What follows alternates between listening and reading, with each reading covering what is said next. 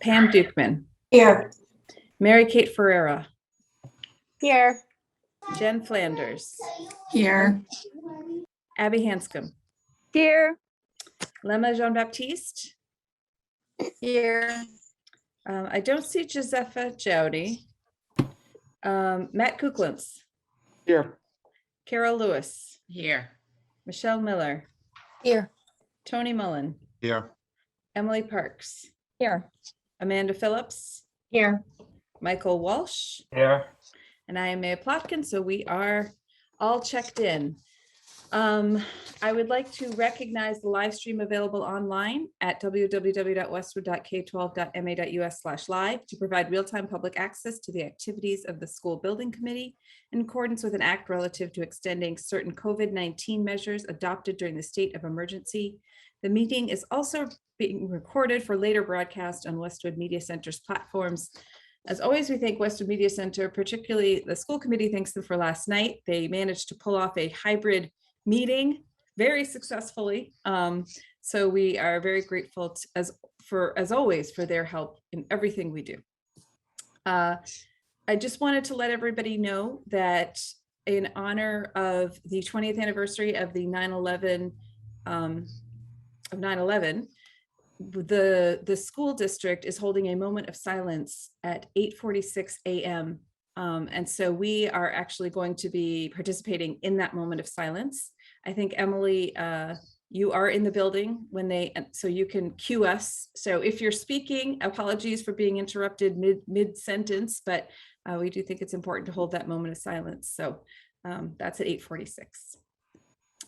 So moving on to the chair, subcommittee, and working group reports. I just wanted to update everybody on a few things related to the building project.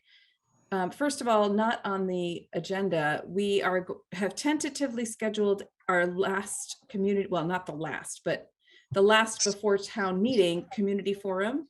And I believe that will be Thursday, October 14. We haven't announced it yet officially, but that's the date that we are holding for it. And this will be a great opportunity and the last opportunity for before the vote for community residents to get the presentation, to see the latest and greatest designs, and most importantly, to ask questions and provide feedback on the project. So tentatively scheduled for October 14th. I also wanted to remind everyone here of the special town meeting on October 18th. There is one warrant article. There's one article on the warrant, and this is it. So it should be a very streamlined meeting. And I hope that everyone is encouraging everybody they know, neighbors, friends, relatives, whoever lives in Westwood, and even if they don't, they can come to this meeting. This is really important. This is the up or down vote on the project. It will be followed by the up or down town election on October 26th. So I think it's important to get the word out, particularly to families who don't. I think there might be some misconception in the community that this has already passed. It has not passed, and we need to make sure that everybody knows this is not a done deal, and it will only be a done deal if people go to town meeting and town election and vote yes. And if they vote no, that's their prerogative. I'm not pushing any agenda one way or the other. Like that. So those are just three very important dates: October 14th, community forum, October 18th, town meeting, October 26th, special town election. Any questions on those dates? No. Okay, good. Moving on to discussion. Sorry, just one question. So the special town meeting, there will be no vote, right? It'll just be there's a vote. Informational. Oh, okay. There's a vote. There's a vote at town meeting and a yes/no vote. Okay. And then that's followed. So the way the process works is this project has to receive 2/3 of approval at the special town meeting. So 2/3 of residents need to vote yes for it to move forward. And at the special town election, it needs to receive a majority vote yes for it to move forward. But it does have to pass both of those hurdles. If it fails on either one, the project fails. So thank you, Brian. That's a good clarification. Again, an important reason for everyone to learn as much as they can about this project, attend town meeting and vote accordingly, however they think is appropriate. Any other questions? Okay. So moving into discussion items, we have a few things on there. I'm going to turn it over to Rob, who is going to walk us through his presentation. Great. Thank you, Maya. I just need to be given the okay to be able to screen share.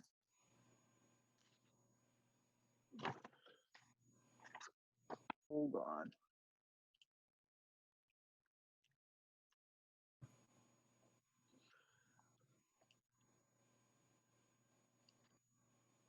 Try it. Okay.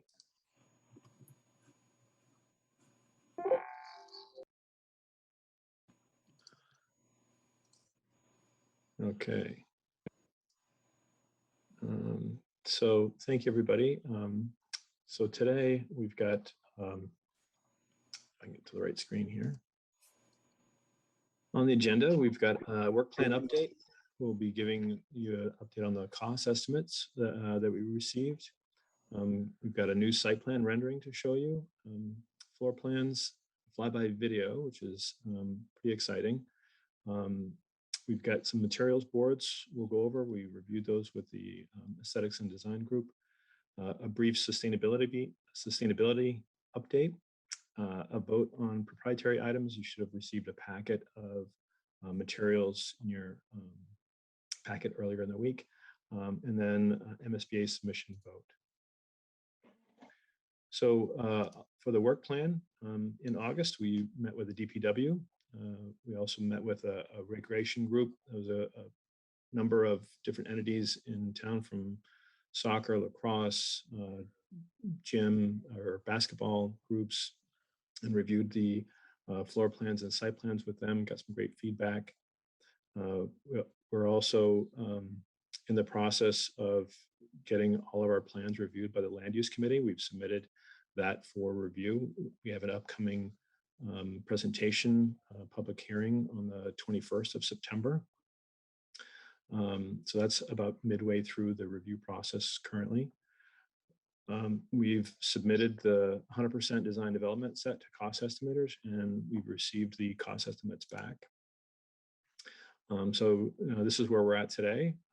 We're hoping to receive authorization for the design development submission to MSBA. There's a meeting with a butters planned on the 13th of September to review the project with them. As I mentioned, there's a planning board hearing on the 21st, and our planned MSBA submission on the 24th of September. So an update on the cost estimates. The construction budget that we've been working from was set at 70.38 million. Our estimates that we received back at 50% design development from our independent cost estimator, PM&C, came in at 70.3. And then our most recent 100% development design development set, where we had 2 independent cost estimates completed, came in at 70.31 and 70.23. So very close, very tight, under budget. So we're feeling great about that.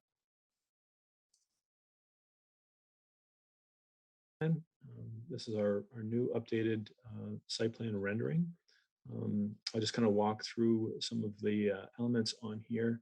So I know I've mentioned this in the past, but just wanted to highlight this again.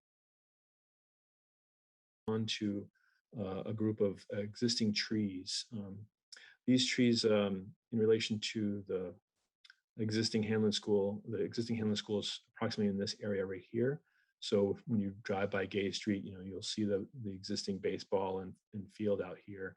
And there's this kind of group of trees right along the edge of the fields here. So we're trying to hold on to some of those to keep some of that mature trees intact.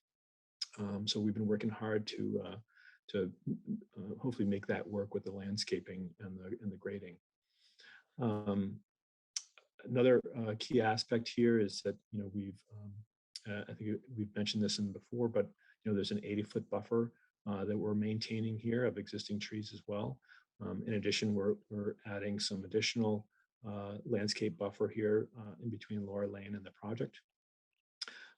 We've adjusted the linear aspect of the fire access trail so that it's a smoother transition to Lowell Woods. We've been updating and working on the playground, working closely with the working group, and we've also reviewed this with the educational leadership of the schools. We've extended some of this grassy play area here, so we've shifted from 2 outdoor classrooms that were located right next to each other to 1. This allowed us to extend the grassy area here a little bit further. And in reality, there actually are 2 outdoor classrooms if you include the steam porch out here, which is also an outdoor classroom area.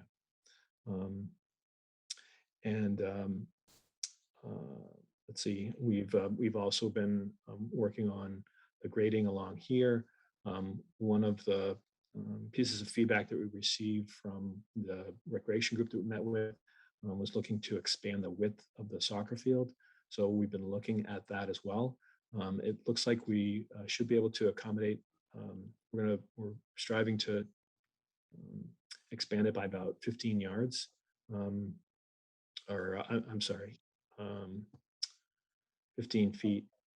So yeah. So we're trying to squeeze out as much land as we can here as possible. Let's see here. And then here we've got the striped area in between the parent drop-off and the bus drop-off area. So this really kind of creates a zone, a safety zone for student walkers. We've added a little bit of curve to the sidewalk to have a little bit more of a meandering feel as you approach the school, and pulled the sidewalk away from this turn right here as well. We've incorporated a lot of the comments that we received last time in terms of reducing some sidewalk areas. So yeah, we've been making a lot of progress on this, and we're pretty excited about it. Does anybody have any questions on or comments on the site plan before I move on to the floor plans? Just one I question. have one question. Go ahead, John. Go, John. You're up, Brian. All right, so Okay, Brian. Sorry, thank you. This looks great, Rob. Really, really nice. Just a couple of questions. Do we know exactly how many buses are going to be planned, and then also how many of these spaces will be taken up by staff during the day? Yeah, so right now we're estimating roughly 13 buses. And so, we feel that we can get the vast majority of those buses in this loop right along here. Certainly, as expected,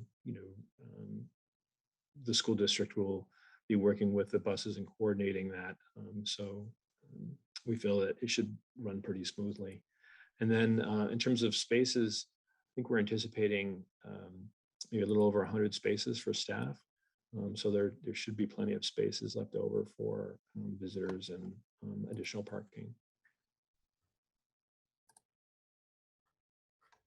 cool. I was going to ask the one about the cars as well, but the trees on the screens between the neighborhood and the 80-foot buffer, Yes. will we be putting that in the beginning?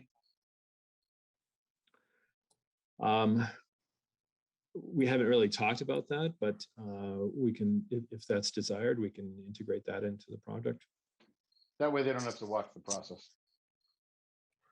Yeah, I Well, mean, as long as we can so- do that without disturbing them, disturbing the trees, I mean, if it makes more sense to put it when we're finishing the site work, I guess we would defer to the landscape architect on that, right? I would hate Yes. to put them in and have them get All right. damaged. I just Yeah. remember when they put the CVS up, Mary Ann Fitzgerald house was the last house. And they did nothing and everyone was up in arms because why didn't they do anything? And they put the buffer in after everything else was all done. So Yeah. they had to live through construction. Yeah, Well, we will have a fence, a chain link fence with a screen across it. In between this trail and the construction project. So Awesome. there will be that as well. But Okay, yeah, we just can, throwing we it can out there. continue to, yeah, we can continue to look at that, definitely.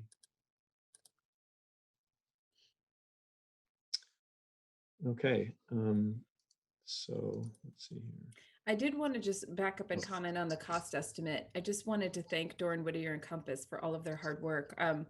To be honest, I was shocked that given the market conditions with construction, particularly in the past year and a half, that we still are on budget and we haven't had to do any real value engineering. I know they were tweaking things in the background, but it's things that, you know, we didn't need to see or notice, or they're very sort of intrinsic things. So I think that's really great work. I'm proud that we can, you know, continue with the design as is without having to make any changes. And I just wanted to acknowledge their hard work on the cost estimating. So thank you. Thanks, Maya. Thank you. Yeah, yeah. And does that include with that? I know it's a very exact figure, but that still includes a little, some type of contingency. I mean, is that fair? Yes, Yes. Okay, yes, it does. Yeah. thank you. Yeah, it's a iterative process. You know, as we go through it, we are continuing as we develop the drawings to look for ways for savings, because understanding that you know, costs, you know, always continue to go up, and so looking to be more efficient wherever we can. So thank you, appreciate that. And Compass has been great to work with, always working closely with us to make sure we're picking up different things. So it's been going great. On the floor plan, really haven't been many changes on the overall floor plan since the last time when we showed it. So it's really just here to, in case anyone has any other questions, I'm happy to answer anything people have.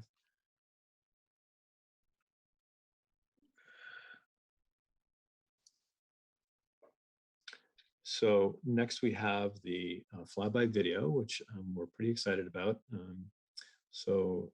This should say, is, we're going yeah. to be adding narration to this. I think Emily's going to be working with Westwood Media Center. I think we've shown it to a couple of people who aren't, you know, necessarily so close to the project. And I think there's some questions about where we are and things like that. So Emily will be adding narration, but this is the first pass that Doran Whittier did. And it's with lovely music, actually. I like the music. Yeah. All right, let's give it a go.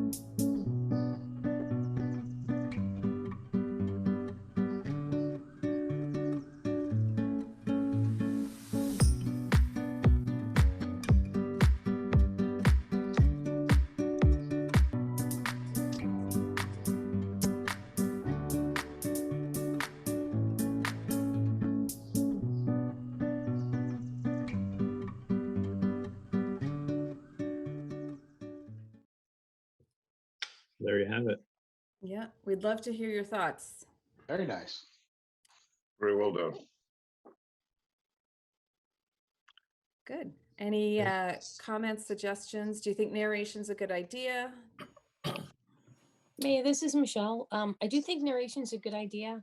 I'm thinking right when it begins, it actually looks like a super long walkway into an elementary school for little guys. But that may be the perfect opportunity for Emily to give an introduction so that you don't notice it seems like a long walk. So Yeah. the other thing, yeah, it just does. It seems like a big facility. Yeah. Which I mean, it's a Michelle, great warm-up, but we they're had little the people. same. We had the same reaction. I think the truth is that it is a long walk, to be honest. Yep, yeah, I think so, but we can You hide know. that for now.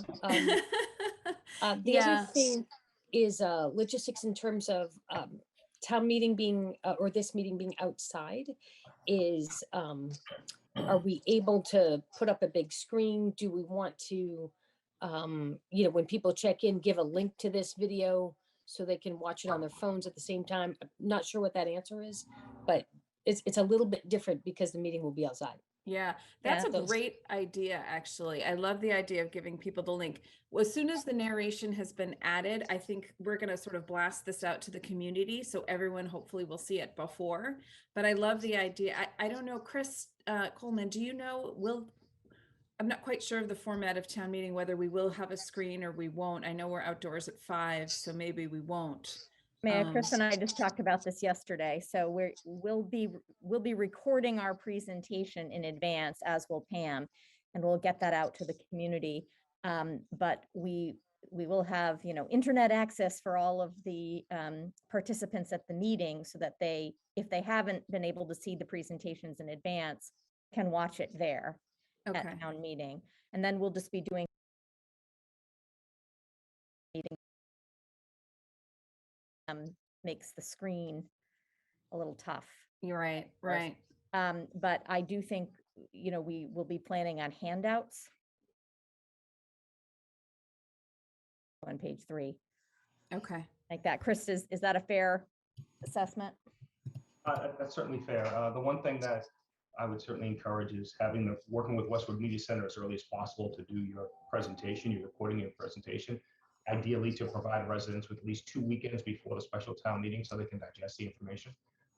And then Ken Ayers has been great, allowing us to gain access to the guest Wi-Fi, and we'll have the ability for residents to watch the video and look at other materials if need be, should they not have any hard copies with them.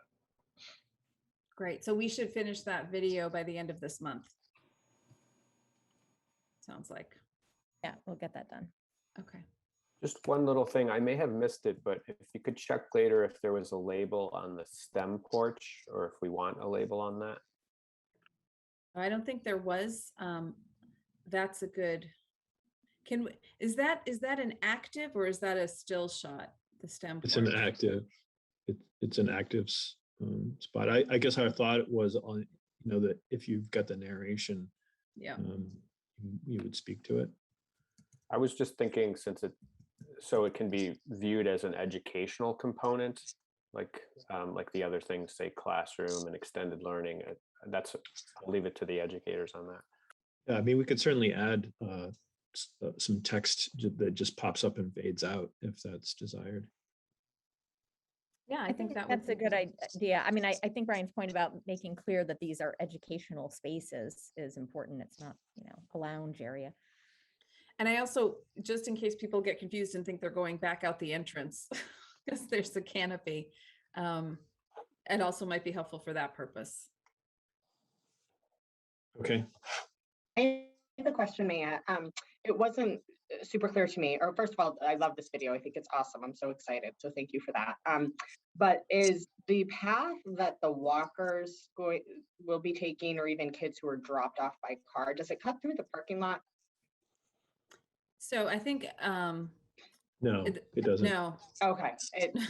Quickly, The short answer is no. Crosswalk going through the parking lot. I was like, oh my gosh, that. Yeah, Okay. I think that crosswalk was in the event that somebody's at the field and happens to park at, like in one of the lots. So you're talking about that crosshatch right there?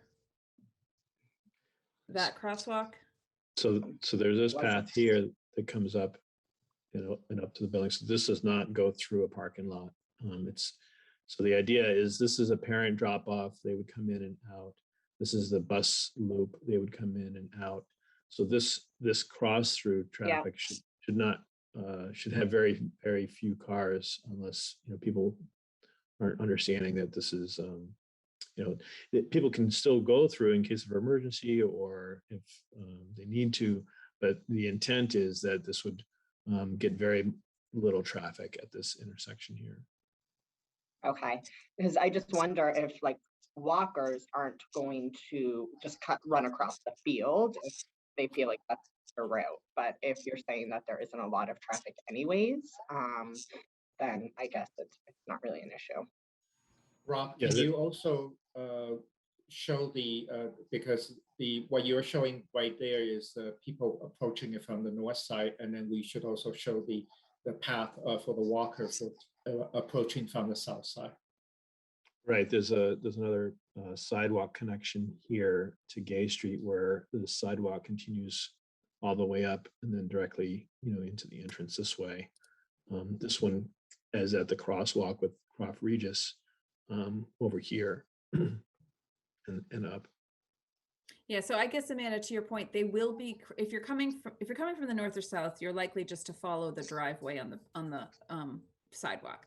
If you're coming from Croft Regis and you cut through the fields, then you will have to cross in that one area, but that area is being striped as it's shown on the site for, to sort of prevent cars, particularly during the busy hours of driving through there.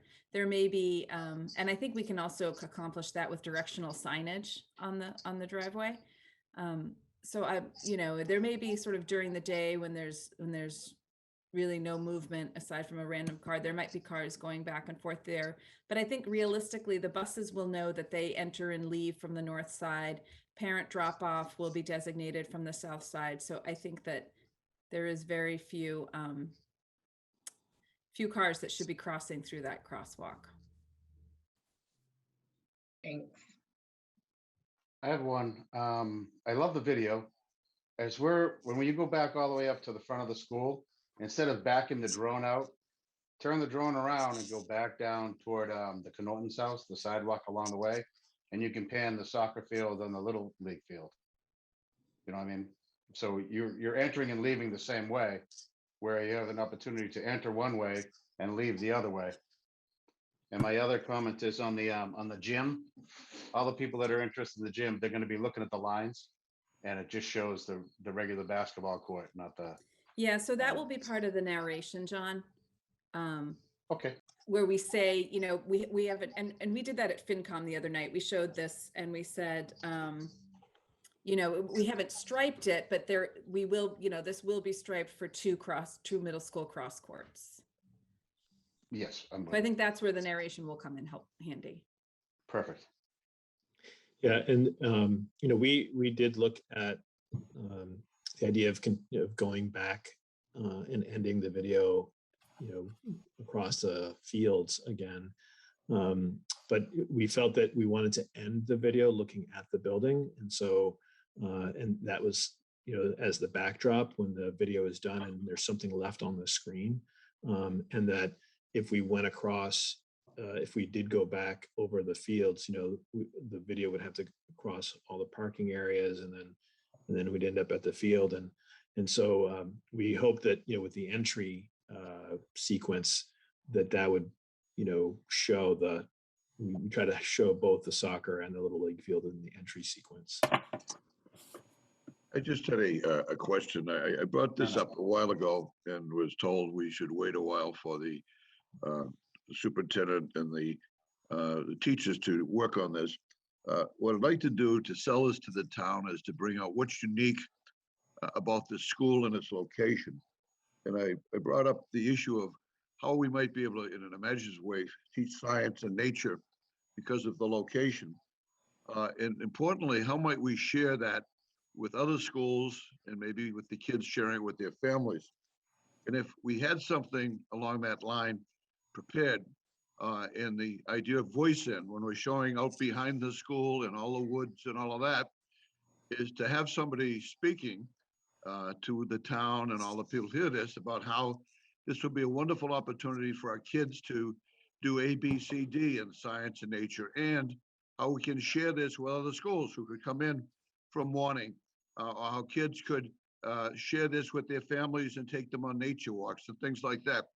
I just would like to see if we could use this as a way of selling this as a project, not just basketball courts and baseball fields and all that, but how might the town benefit from this, and kids in the other schools that will just be drooling at this new wonderful school, but how can we be imaginative in sharing its location and other things with the whole town? Charlie, Maya and I, over the next couple of weeks, are going to be going to all of the PTOs across the district, and we're going to be presenting on the building. And I think that's an important aspect that we want to make clear, like what the benefits are to the whole community, the whole town. And as you say, not just, you know, gym facilities, but we'll talk educationally about how we see this being positive for everybody. Thank you. Hey, Maya, Yeah. I'm sorry, I don't mean to belabor the point on this. It just, you know, thinking about kids crossing over in the parking lot makes me uncomfortable. Can somebody explain why there needs to be that connection? I mean, in looking at the slide that was just up, it looked like, you know, I'm just thinking about parents like rushing to get wherever they need to be to start their day and being tempted to cut across if there's less traffic in that bus area. And even though there might be signage, you know, not everybody pays attention. So I'm just wondering about the necessity of connecting the two parking lots right there. Yeah, so we actually looked at that very early on, and if we did close this off entirely, it would make it difficult for emergency vehicles to access from one side of the site to the other, or, you know, if there wasn't any other sort of emergency situation, and or if someone got confused, you know, let's say a parent came up this way and they didn't realize that this was the bus loop, you know, they would have to come into a parking space or try to figure out if they can get into a parking space and then go back out and then out onto Gay Street and then up into onto this side. And so for ease of use and for emergency use, we've included that. So maybe, you know, if it becomes an issue or at the beginning of the year or whatever, somebody could be out there directing. Right. Yeah, I think Exactly. we can. Allowed to go through there. Exactly. Yeah, or we can have someone, an adult out there, whether it's a teacher or crossing guard, making sure that kids cross that area safely. Okay. But I think we can work around it. I think to Rob's point, we probably need to keep the connection, but the safety issue we can certainly look at and work around. Thank you. Yeah. Thanks. It's a good point. See the middle school drop off, Amanda. I know, Thanks, just Tony. wait till you get Go. there.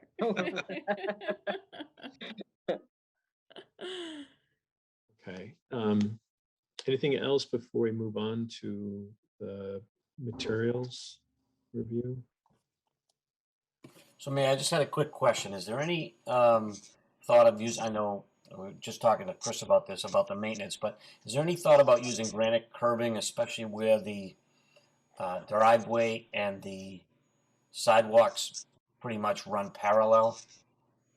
Yeah, I think Rob, especially on the non-bus side.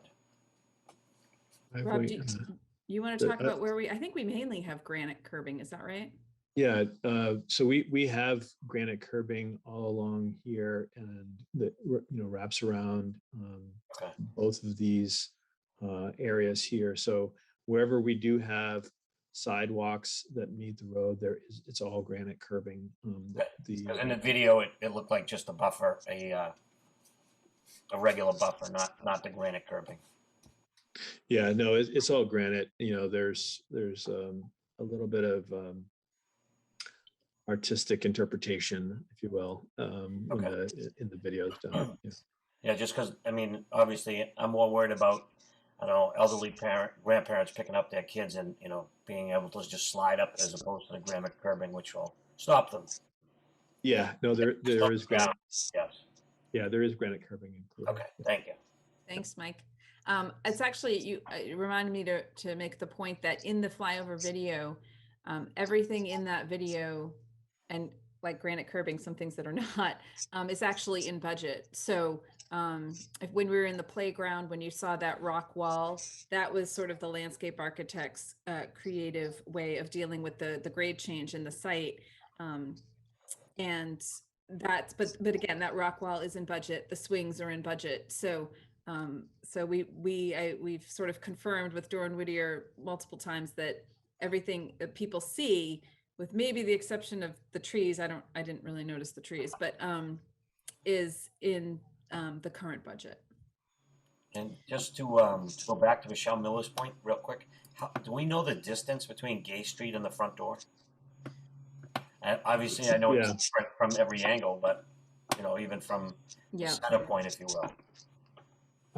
It's, I believe it's roughly 800 feet.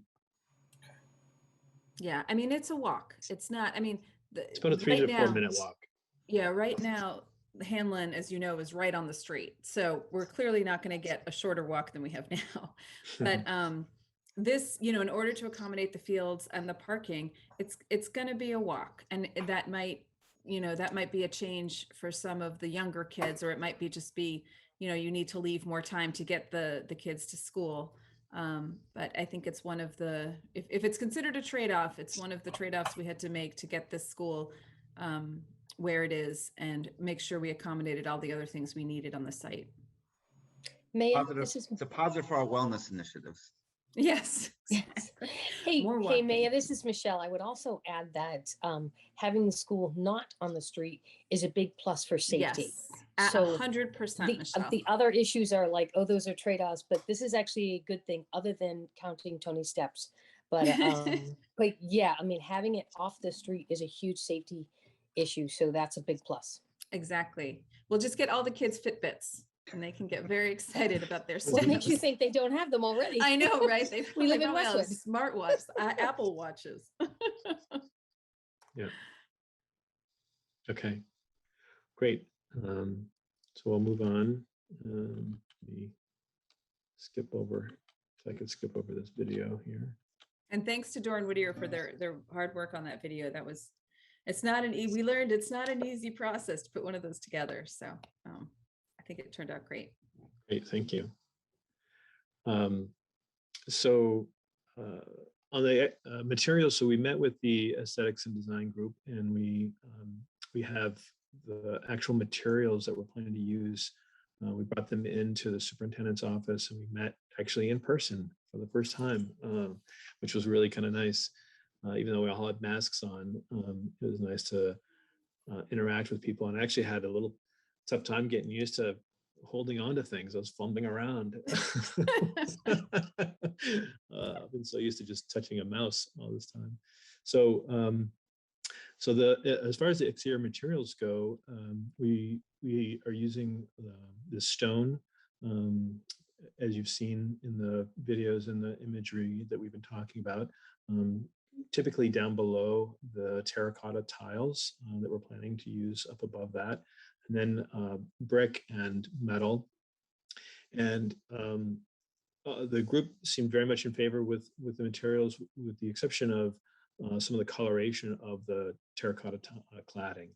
The essential comments were that it seemed a little bit on the orange and reddish side, and we acknowledge that, you know, we actually had difficulty getting the actual brown and tannish colors and textures that we wanted in the samples.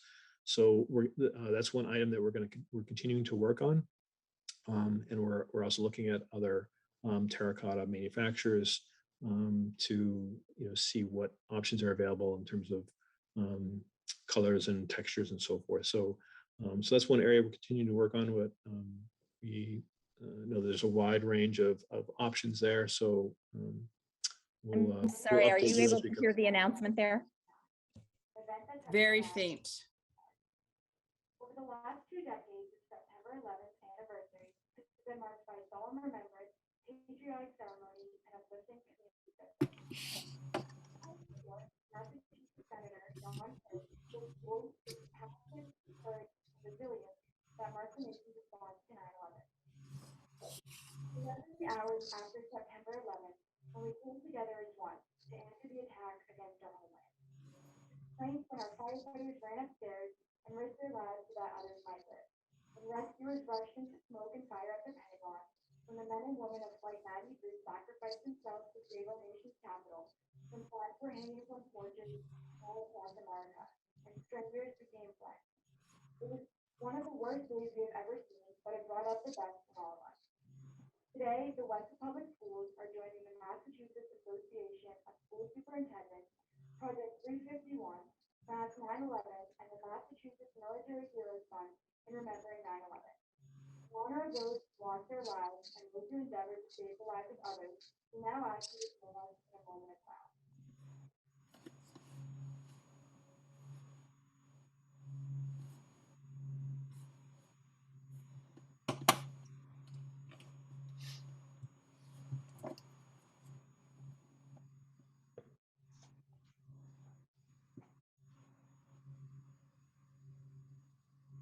Thank you.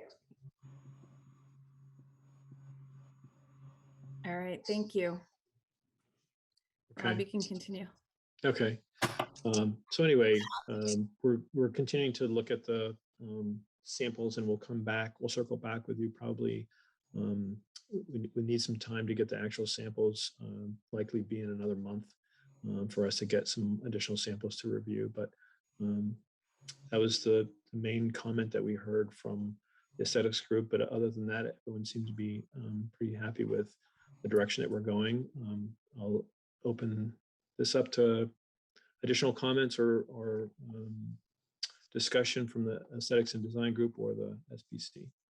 And Rob, just to be clear, the sample that we saw right there, of the terracotta cladding, that actually isn't what Doran Whittier wanted to use, right? It's not like you wanted this color and we're saying no, no, no. I think you actually wanted a darker color, but you couldn't get the sample. Is that right?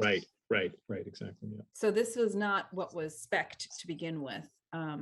I think that we were presented with this just to see what the cladding, an example of the cladding, but as Rob mentioned, I think all of us in the room reacted. It was too orange. It should be darker. It should look a little bit more like wood. And so I think that that was the feedback, and that's consistent, I think, with what Doran Whittier was envisioning for the building. So the other thing I wanted to point out is these materials and the interior materials are still at the district office. So if anyone on this committee wants to go view them in person, you absolutely can. The office is open, I think, normal business hours. You can just go, ring the bell, say you're with the SBC and you want to view them, and you can actually see them in person. I think the terracotta may have been removed just because it's not the right sample and it was confusing everybody. But all of these materials, and including what you'll see coming up, the vision boards for the interiors, those are on display at the district office. So I encourage you, if you're interested, to go take 5 minutes, swing by and check them out in person. It makes a big difference, actually. And this is Brian, just for the rest of the group. And Rob, correct me if I'm wrong, but so they're looking at getting the colors they want in the terracotta, but also looking at a vertical grain texture that would mimic like cedar shingles more. Is that correct, Rob? Yes. Yep. And we are also looking at, other manufacturers that may have slightly different products and colors and textures, and see how it compares. It, if another manufacturer is selected, what does that different look like? And so that we can come back to you and say, okay, here's how it lays out, and get additional feedback at that point in time.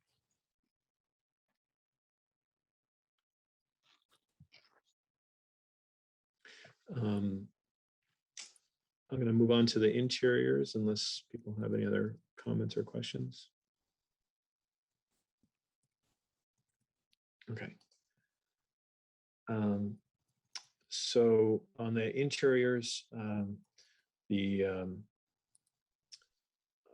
have a series of boards that that integrate the interior design renderings along with the different finishes associated with those spaces.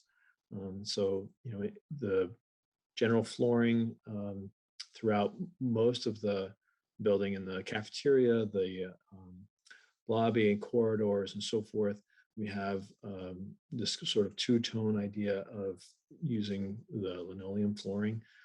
One comment was that this seemed a little bit dark, so we are looking at a lighter flooring to replace this. We also have an accent, which is this sort of lichen sage green that's integrated, and we've got some curve in the floor pattern that integrates, that adds a little bit of softer feel to the space. The wood, this white oak that we're planting is really also an accent for the space. And then the upholstery gives it a little bit more pop, adds a little bit more color. And then, obviously allowing the student artwork and other things within the space to really shine. And so the general sense is that we'd like to create this sort of soft, warm, feeling when very light and bright space when you enter the building, and let the artwork and the students kind of bring more color to the space. The carpeting, that we have only a few spaces in the building. We're planning to use sort of naturalized sort of pattern in the carpeting, but it's also a very neutral color. So this would be in the administration and seating area, and then also in the library. So some of the other spaces, again, the linoleum extends into the extended learning area. In the classrooms, we would use this flocked flooring, which is similar to, you might see it in some airports, but it's kind of a cross between a carpet and a resilient flooring. So it's resistant to staining and can take on lots of traffic, but it's warmer than a hard surface. It can be easily cleaned and shampooed, but the pile on it is very, very thin. And then on the walls, we've got a neutral, warm off-white color, and then accenting the different wings. So, like for example, in the kindergarten wing, the idea we have is to introduce some color, maybe on the teaching wall in each of the classrooms in that wing. Might be one color, and then when you go upstairs to the first grade, it might be a different color, and then the other wing upstairs might be a third color, and then the lower level of the other academic wing might be another color, and it would just be used, on an accent wall. Like, so for example, in this classroom here, it would be on this wall that's not shown, but it would be on the wall that's the teaching wall where the marker board is, to kind of draw attention to that and give hierarchy to the space, while also adding just a little pop of color to integrate. And then the carpeting, as mentioned, would have some, it's not really carpeting, but the flooring in there would be primarily neutral, but it will also have some accents integrated into it just to give a little bit of color, while not designating a specific zone, to allow the most flexibility for the teachers in the space to kind of move things around as they please. And then at the Library Media Center, again, keeping things mostly neutral, but adding some pop with the upholstery and the wood integrated into the design. Any thoughts or questions, comments on the interiors? What's the expectation for the life of upholstered? So Giovanna, our interior designer, discussed this a little bit at our overview with the aesthetics and design group. And essentially the upholstery that we use is it's a commercial grade fabric that is actually highly stain resistant.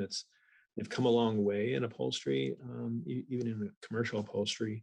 And so it's highly durable, highly stain resistant, easily to clean. And so we would be specifying that type of, fabric that's just not indestructible, but, it is a type of fabric that's used in high traffic areas. So we've seen a lot of success in schools with this type of fabric and have not seen many issues with it. It seems to last quite a while. Okay, thank you.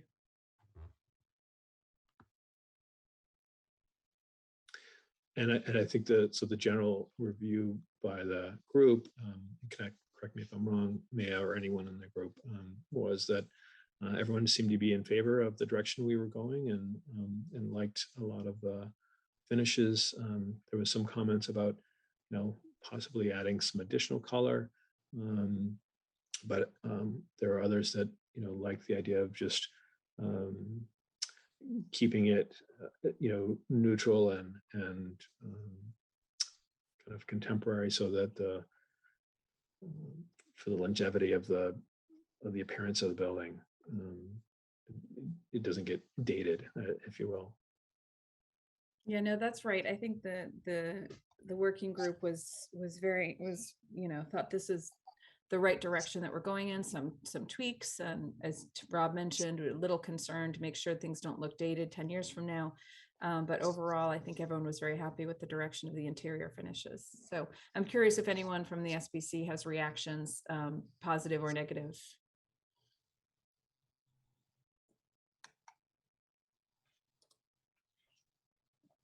No, okay. I'm hearing that we're going in the right direction by Okay. not hearing anything. Yeah. All right. Okay. So the next item is just a sustainability update. This is a new slide I inserted into the packet here. So we just received our energy model, or updated energy model, based off of the 100% design development set, and we are still in good shape. We're tracking 22.6 energy use intensity level, which is still well below the 25. So we're still on track to meet the Eversource incentive requirements. And we're tracking the LEED version 4 Green School Silver certification level.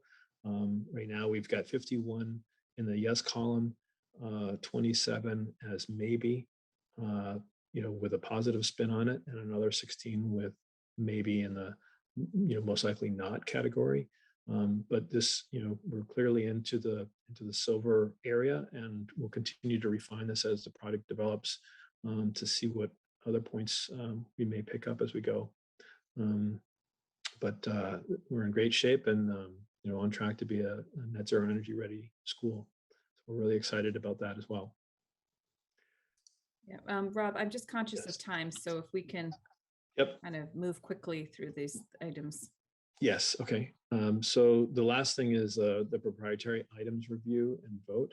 So in the packet that you received, there was a listing and some descriptions and product sheets on these different materials. And so before we get into the list, can you just remind everybody what a proprietary item is and why we need to vote on it? Yes. So the MSBA, because this is a publicly bid project, the law says that we need to provide 3 manufacturers, a listing of 3 manufacturers, and identify them in our specifications. And so a proprietary item says that, we acknowledge the law, but, we would like to only list 1 or 2 manufacturers for specific reasons. And, those reasons can vary, but in this instance, so a vote needs to be taken in order to be able to specify certain items to be listed as proprietary. And so the the items that we're proposing are the thermal insulation that would just be behind the brick and stone. It's a Kingspan Cool Therm. It's a specific type of insulation board that has a very high thermal value. So we can achieve a thinner board, allowing us to have a smaller concrete foundation wall than we would, because we have a R24, exterior insulation value. That's a very high R value for exterior walls, and normal with most other installations, it requires a thicker wall. So in the end, it actually saves money by using this thinner insulation.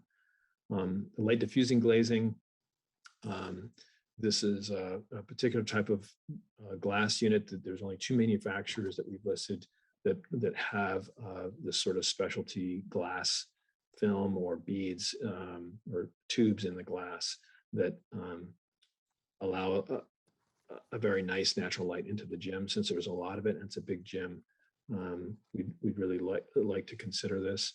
The security laminated glazing at exterior entrances, that's the school guard glass. It's the type of system that is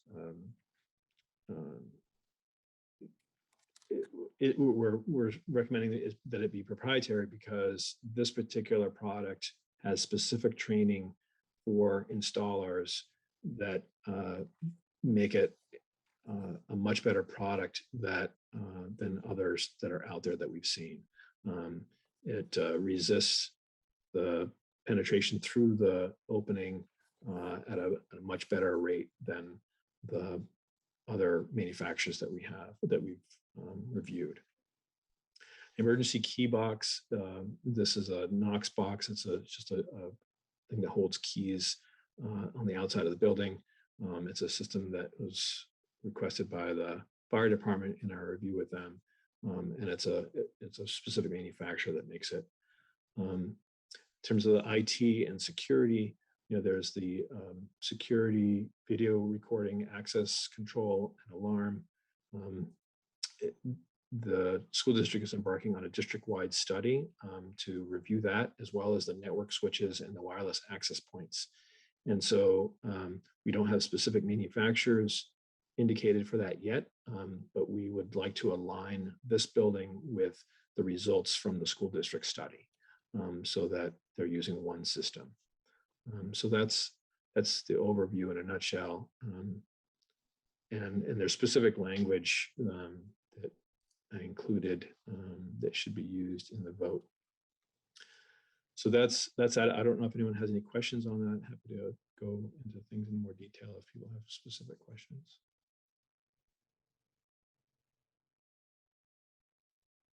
Okay. And then that's it as far as my presentation goes. All right. I like that picture. Anyone have any questions, comments, or reactions to Rob's? Hey, Rob, it's Ken. On the emergency key box, is it just one at the main entrance, or do you have one in the back or on the other side entrance? That's a good question. I think that we have 2, but I'll have to confirm that.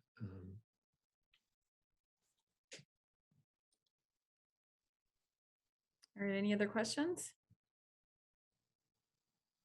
Okay, I'm going to run through the enhanced commissioning and the automation consultants. For enhanced commissioning, and Chin, correct me if I'm wrong, but the MSBA provides a commissioning agent, and we feel that in order to do a really proper job with commissioning, not only do we want the level of commissioning that the MSBA is sort of requiring us to do, we actually want to do a little bit more, because there are a whole host of systems here, a whole host of items that need commissioning, and we really want to make sure that the commissioning is done properly and consistently. So for those purposes, we are proposing an enhanced commissioning. The proposal was in your packet, and that's one of the action items. I'm not sure if there's Chin, if there's anything else you want to say on that topic. Yeah, and I'm just going to bundle the enhanced commissioning and the as well as the automation consultant. Yep. What these two items are, what we're doing is that basically getting additional help in terms of HVAC and the commissioning of the systems and as well as the control side. And the primary goal here is that especially the automation consultant is that what the service will do is to make running of the building smoother, because this is a complex building. The new buildings are much more complex, and then we want to make sure that whoever Ken's replacement has sufficient support and getting the building in the best condition, and then as well as supporting the district once the building is handed over to the district. So, and this is the beginning of the process, so that the request right now is only the initial phase for this, and then the remaining amount will be requested when we have the full funding approval after the town vote. So those are those two items that we will be voting on, the enhanced commissioning and the automation consultant. Those are two proposals that are in your package. So are there any questions on either one of those? No? Okay. All right. I think that's it on the discussion items, unless anyone has any final comments. All right, we're going to move to action items. So the first action item is the SBC actually needs to take a vote to authorize the design development submission to the MSBA. And the design development submission is the design as it stands now, as it's been presented by Doran Whittier and Compass. So this is sort of the final vote before we send it off to the MSBA for their approval, and signaling sort of the end of the design development phase. So I'm going to take a vote on this. Is there any, prior to the vote, is there any discussion? Final words on the design? Nope. Okay. Ken Airy. Sorry. Oh, I need a motion. Exactly. Can I get a motion to submit the design development to the MSBA? So moved. Second. All right. Now I'll take the roll call. Ken. Yes. Brian. I know you're here, Brian. Brian, you're muted. Yes. Thank you. Sorry, Josh. No worries. Yes. Okay, Allison. Yes. Chris Coleman. Yes. John Cummings had to step out. Charlie. Yes. Pam. Did we lose Pam? Pam had to step out as well. Okay. Mary Kate. Yes. Jen. Yes. Abby. Yes. Lemma. Yes. Matt. Yes. Carol. Yes. Michelle. Yes. Tony. Yes. Emily. Emily, I think you're muted. Yes. Thanks. Amanda. Yes. Mike. Yes. And I am a yes. Motion is carried. Okay, the next action item is to vote to approve the proprietary items that Rob laid out for us. Can I get a motion for that? So moved. Second. Okay. Ken. Yes. Brian. Yes. Josh. Yes. Allison. Yes. Chris. Yes. Charlie. Yes. Mary Kate. Yes. Jen. Yes. Abby. Yes. Lemma. Yes. Matt. Yes. Carol. Yes. Michelle. Yes. Tony. Yes. Emily. Yes. Amanda. Yes. Mike. Yes. And I am a yes. Motion is carried. Our next action item, vote to approve the enhanced commissioning proposal for the commissioning agent that is in your packets. Can I get a motion? So moved. Second. Okay, Ken. Yes. Brian. Yes. Josh. Sorry. Yes. Allison. Yes. Chris. Chris Coleman, Sorry. Charlie, Yes. Pam. Oh, sorry. Mary Kate, Yes. Jen, Yes. Abby, Yes. Lemma, Yes. Matt, Yes. Carol, Yes. Michelle, Yes. Tony, Yes. Emily, Yes. Amanda, Yes. Mike. Yes. I am a yes, motion is carried. Vote to approve the automation consultant proposal. So moved. Second. Ken, Yes. Brian, Yes. Josh, Yes. Allison, Yes.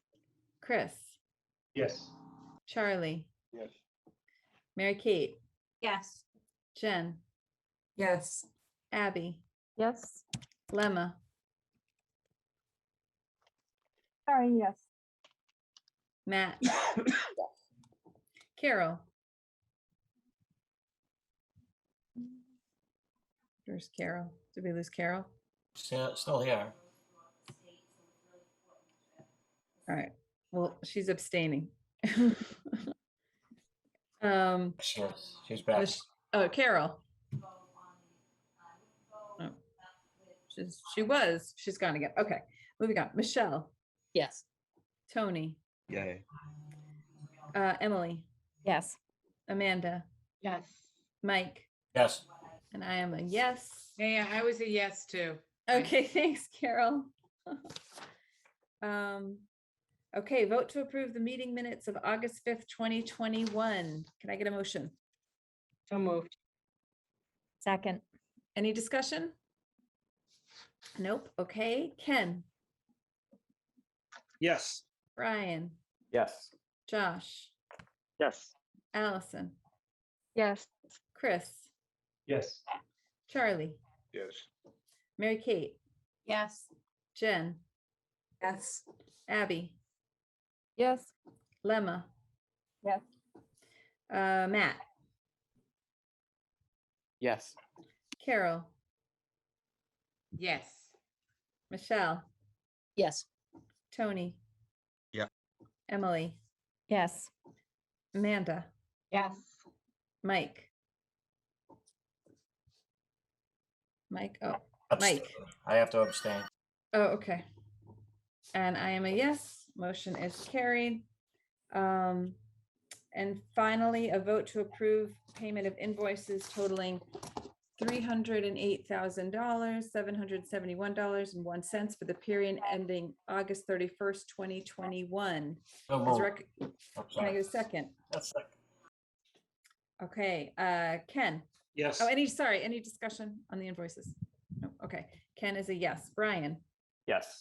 Josh, Yes. Allison, Yes. Chris, Yes. Charlie, Yes. Mary Kate, Yes. Jen, Yes. Abby, Yes. Lemma, Yes. Matt, Yes. Carol, Yes. Michelle, Yes. Tony, Yes. Emily, Yes. Amanda, Yes. Mike, yes. and I am a yes, motion is carried. Okay, this is the one disadvantage of Zoom. Any new business anyone wants to raise? All right, hearing none, can I get a motion to adjourn? So moved. Second. Okay, Ken, Yes. Brian, Yes. Josh, Yes. Allison, Yes. Chris, Yes. Charlie, Yes. Mary Kate, Yes. Jen, Yes. Abby, Yes. Lemma, Yeah.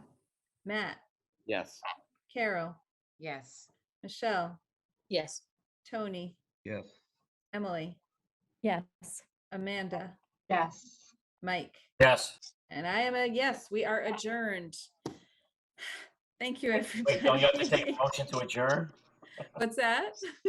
Thanks, Have to take man. a motion to adjourn? Yeah, we're adjourned. We're officially adjourned. I hope everyone has a great weekend. Thank you very much for joining, and we will see you in October. Thanks. Have a Thanks, good everyone. weekend. Thank you. Bye.